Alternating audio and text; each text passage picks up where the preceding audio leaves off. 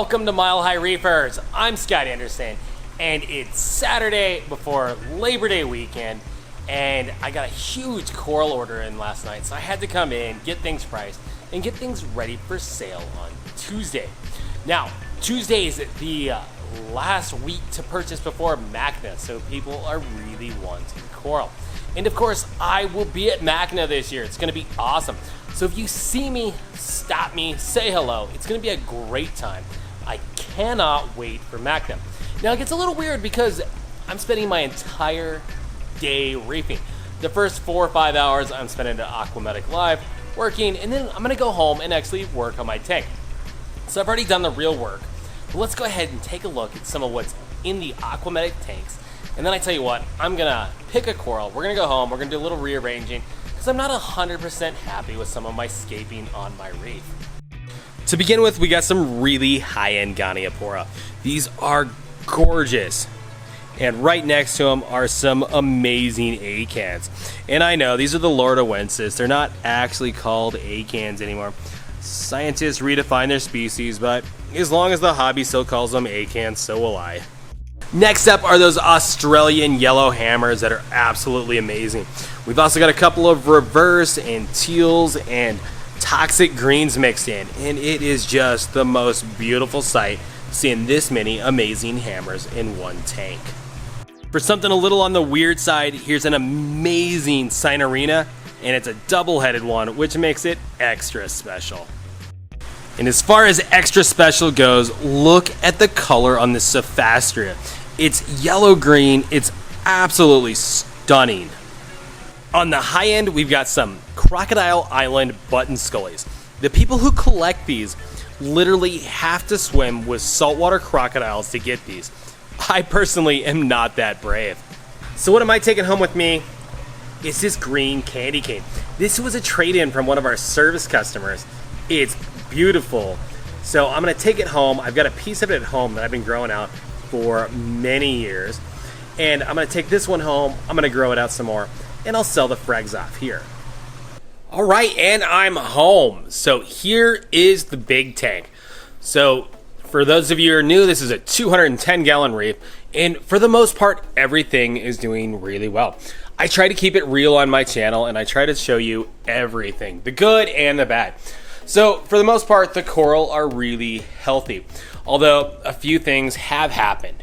So first, my Glomorca pump has died, and temporarily, I've got this Tunzi in place. So this is just here. This is providing temporary flow till I get the Glomorca. The Glomorca died for kind of a dumb reason. It's got plastic connectors that hold the fan blade to the motor assembly, and now they just sit and spin. So the motor spins just fine, but the fan blades themselves don't really spin in the water, which is kind of a problem. So I gotta decide whether I want to get new plastic connectors or just get a new pump. Now, that's new water flow has caused me a few issues. My big, lovely bubble coral doesn't really like to open up, and to be honest, I can't fall in love with this placement.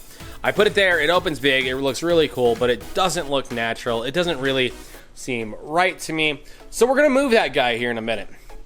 The other guy who's really upset about the water flow is my rose bubble tip anemone, and I see his foot is detached, so we might pull him out in just a second. As for the fish, everybody is doing really well. I still have all 9 tangs. They do really well. No real problems with them other than the normal minor scuffs and scrapes that you'll get.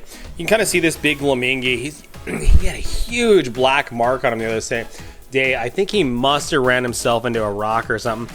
But you know, that is one thing about tangs. They will kind of mess themselves up, whether it's getting in a fight or doing something in the aquarium. And then they recover quickly. My 2 triggers are showing their adult colors. They're looking absolutely beautiful. Calcium and alkalinity are balanced out at this point. So my monis are really starting to color up and look nice. So for the most part, everything's going well, except for a couple minor things. On the minor side, I still have those flatworms. You can kind of see them on those mushrooms. To hopefully help with those flatworms, I have some sapphire damsels. They're doing really well in QT. So hopefully when I put these guys in, they'll help eat some of those flatworms. So far, I've had more miss than hit when it's come to getting rid of those flatworms, but hopefully these guys will help out. I'm doing the normal 10 days in QT that I always do. I've got other videos on that. I'll link them down below. But really, these guys, 10 days in QT, we'll put them up top and see how they do. I think now's a good time to start moving some coral around. It's not going to be a lot. We're going to go ahead and move this big green bubble, put it back pretty much where it used to be. Except now we've got a lot more room since the big Sinularia is out. We're going to take the green Sinularia. We're going to move it over to where the bubble goes. And then we're also going to add that big candy cane in here. All right, here we are, and it is now Sunday afternoon. So I've moved the Sinularia to the center of the tank. Now, it has turned more on the pink side than the green side, but the polyps are still really green, which is what I wanted from this. And if I want to turn it back to green, I'm going to have to get some bluer light. So we'll look at Macna, see what we find out. Above it is the Platygyra. Now, this Platygyra may not be the prettiest one in the world, but this purple Platygyra is one I've had for a long time. It was in my 90-gallon tank. I've probably had it 4 or 5 years now. And it's really kind of a special coral because I've had it so long. It's died off, I've regrown it, and it's a cool coral. I really like it. Next to it is the Kryptonite candy cane. The colony is huge. I've seen the fish picking at it. There might be some algae or something in there. So it's kind of retracted in, but it's doing pretty well. And then we have the frog spawn that I added here. This guy's really cool. He's been hanging out in my sump area for a long time. The tangs did a great job picking the algae off. That's just kind of what happens when you have coral that you don't pay attention to. And then here's the bubble coral. So he's still a little angry. He'll open back up, and I think he's just going to do a lot better in this low flow area where he's got tons of room to open up and take over. All right, so there we go. I think the tank's looking really good. It's got a few little things that need addressed, and I'm working on those. But I've also got more room for more coral now. I think we've fixed some issues. I definitely got to figure out something to do about the flow in this tank. I'd really like to get some more lighting.